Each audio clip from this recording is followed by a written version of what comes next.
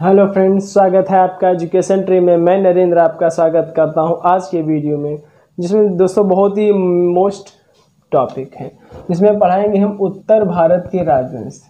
दोस्तों यह वो समय है जब गुप्त काल के बाद, ठीक है, जब गुप्त काल के बाद फ्रेंड्स जो हमारा देश था, ठीक है, इसका केंद्रीकरण नहीं हुआ था। ठीक है, तो इस समय जो कुछ राजवंश आए थे, ठीक है, ये समय दोस्तों राजपूत काल से पहले का काल है, जिसमें हम 6वीं से 7वीं शताब्दी के बीच में बात करेंगे। ठीक है फ्रेंड्स, इसमें क्या था, इसमें तीन वंशों का शासन बहुत ही मेन था। जैसे दोस्तों पाल वंश, प्रतिहार वंश, दोस्तों कुछ बुक्स में प्रतिहार वंश को गुर्जर प्रतिहार वंश कहते हैं, और तीसरा था राष्ट्रकूट वंश। ठीक है फ्रेंड्स, ये जो इसकी स्थापना है दोस्तों, ये वंश थी, जैसे ये आपका पाल है, पाल वंश था, ये वेस्ट बंगाल की तरफ था।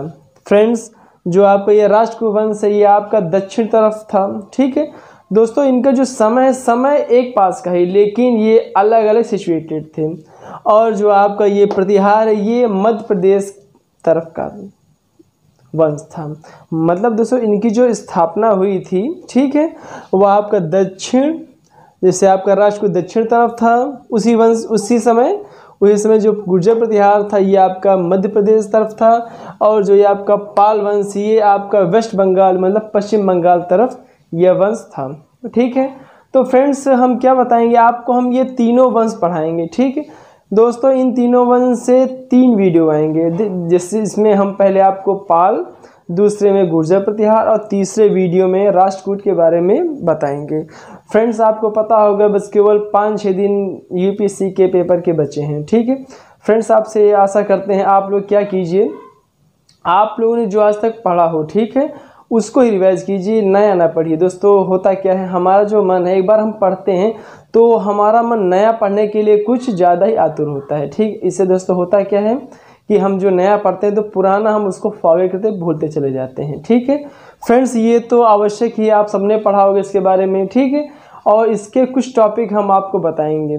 फ्रेंड्स लाइट पड़ रही है तो कुछ यहाँ पे दिख नहीं रहा होगा। ठीक है, तो फ्रेंड्स बताएंगे हम।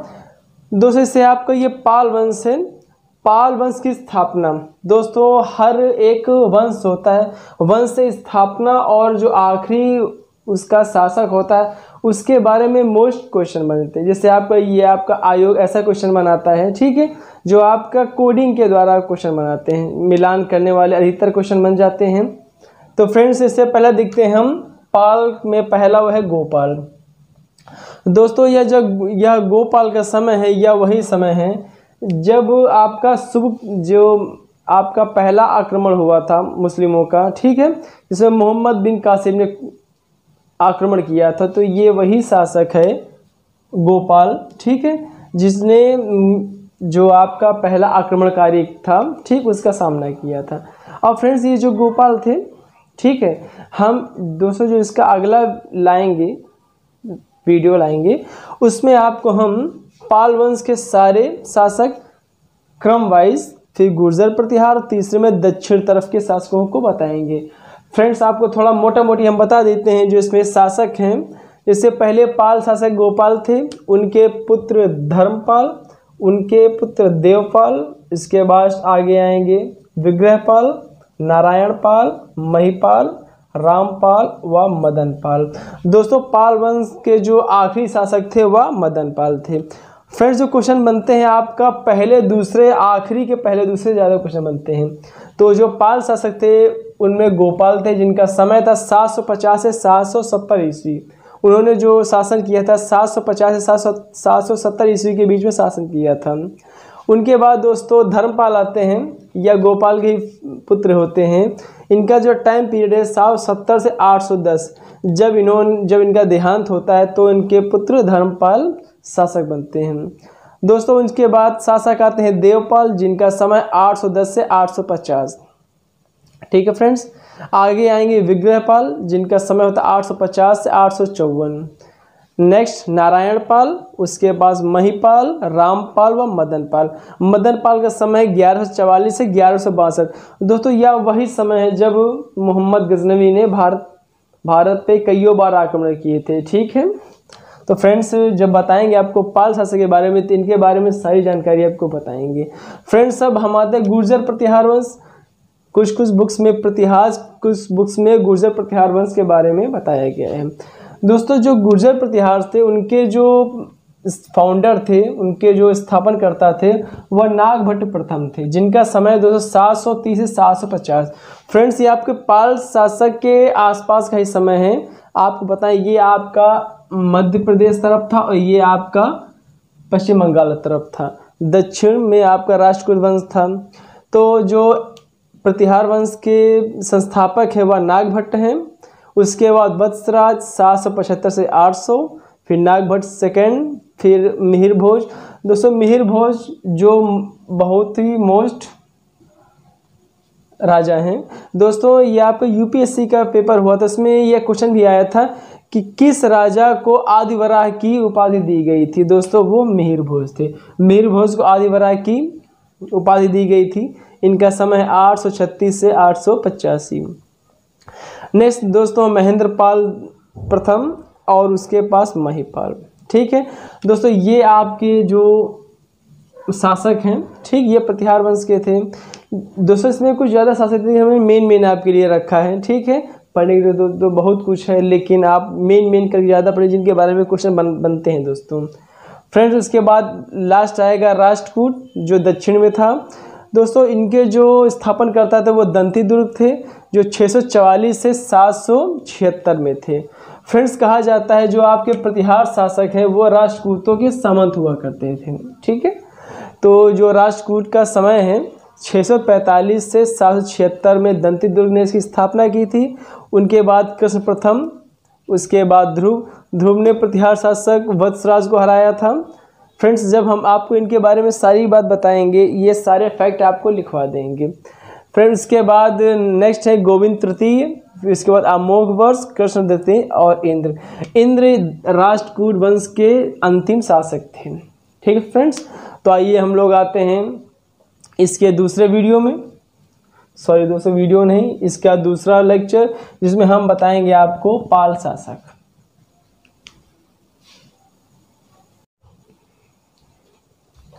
फ्रेंड इसके बाद हम लोग आते हैं पाल वंश में। दोस्तों हमने आपको पाल से बताया था, पाल वंश के पहले शासक गोपाल, धर्मपाल, देवपाल, विग्रहपाल थे। ठीक है, तो दोस्तों हम इसमें बताएंगे कि पाल वंश के जो पहले शासक थे गोपाल। फ्रेंड्स जब 18वीं शताब्दी के अंत में जो पश्चिम बंगाल था वहाँ पर शैल वंश ने आधिपत्य कर लिया। ठीक है, तो दोस्तों वहाँ पर अव्यवस्था का शासन फैल गया। ठीक है दोस्तों, इससे ही मत्स्य न्याय कहा जाता है। तो दोस्तों वहाँ के लोगों ने वहाँ के जो जहाँ एक व्यक्ति था गोपाल को राजा बना दिया। ठीक है, तभी दोस्तों गोपाल ने पाल वंश की स्थापना की। ठीक है फ्रेंड्स, इसके बाद जो उनके पुत्र आते धर्मपाल। दोस्तों इनका नाम इसलिए ज़्यादा ज़रूरी है दोस्तों, इन्होंने विक्रमशिला विश्वविद्यालय की स्थापना कराई थी। ठीक है, भागलपुर बिहार में। दोस्तों पता है जो आपको ये नालंदा विश्वविद्यालय है जो मोस्ट पढ़ाई के लिए पहला विश्वविद्यालय था, उसकी स्थापना कुमारगुप्त ने कराई थी गुप्त काल में। ठीक, उसके बाद दोस्तों जब जो आती है 8वीं शताब्दी आती है, ठीक है, वहाँ पर जो धर्मपाल थे उन्होंने विक्रमशिला विश्वविद्यालय की स्थापना कराई थी। दोस्तों इनका जो दूसरा मेन कार्य था, उन्होंने जो कन्नौज के शासक थे इंदिरा युद्ध को हराकर कन्नौज की गद्दी पर बैठ गए। ठीक है दोस्तों, गुजराती जो कवि सोड्डल हैं उन्होंने इन्हें उत्तरापद के स्वामी कहा है। जो गुजराती कवि हैं सोड्डल हैं उन्होंने इन्हें उत्तरापद के स्वामी कहा है। दोस्तों ये जो धर्मपाल थे ये बहुत समर्थ एवं उत्साहित एवं लेखक भी थे। ठीक है दोस्तों, इन्होंने लेखों में इन्हें परम सौगात भी कहा जाता है। फ्रेंड्स उसके बाद जो इनके पुत्र आते हैं देवपाल से मेन दोस्तों ये है कि इन्होंने प्रतिहार शासक मिहिर भोज को पराजित किया था। दोस्तों जो प्रतिहार शासक मिहिर भोज, ठीक, इनको भोज भी कहते थे, इसको ही आदिवराह की उपाधि दी जाती है। दोस्तों क्वेश्चन भी आया था लोअर पीसीएस में आया था कि आदि वराह किसकी उपाधि है। दोस्तों जो मिहिर भोज है इनको आदि वराह की उपाधि दी जाती थी।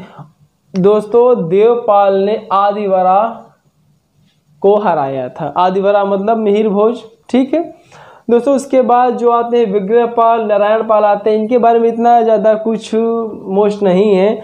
उसके बाद जो तो महिपाल आते हैं, इनको द्वितीय संस्थापक कहा जाता है पाल वंश का।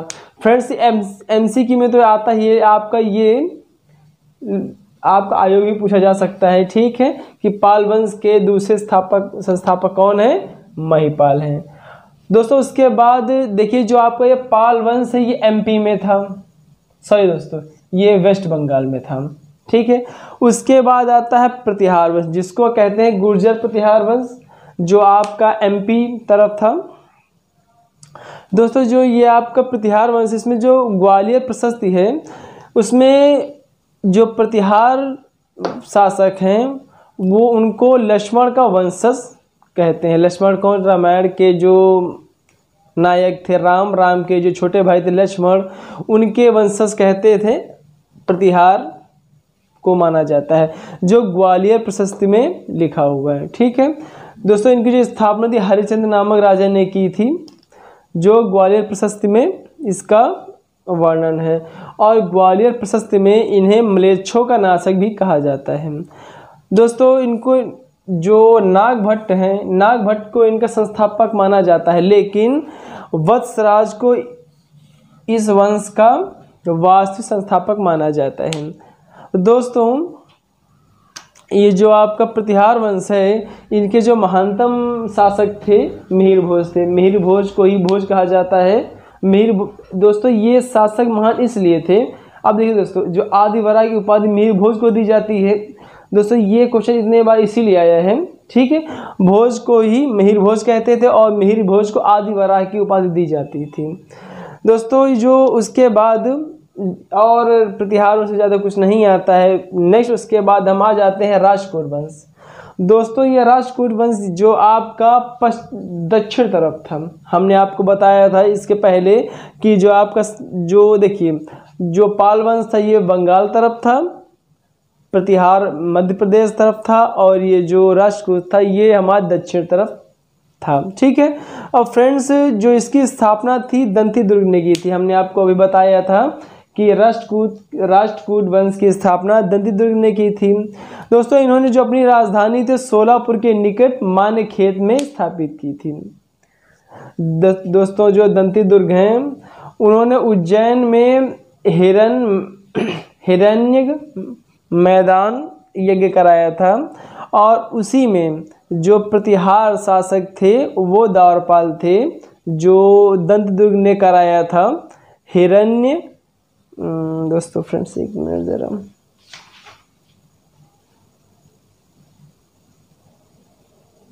हाँ दोस्तों हिरण्य गर्भधान दोस्तों। जब दंती दुर्ग ने उज्जैन में हिरण्य गर्भधान यज्ञ कराया था तो उसमें जो प्रतिहार शासक थे वो द्वारपाल थे दोस्तों। इसीलिए कहा जाता है जो राष्ट्रकूट है इनके सामंत थे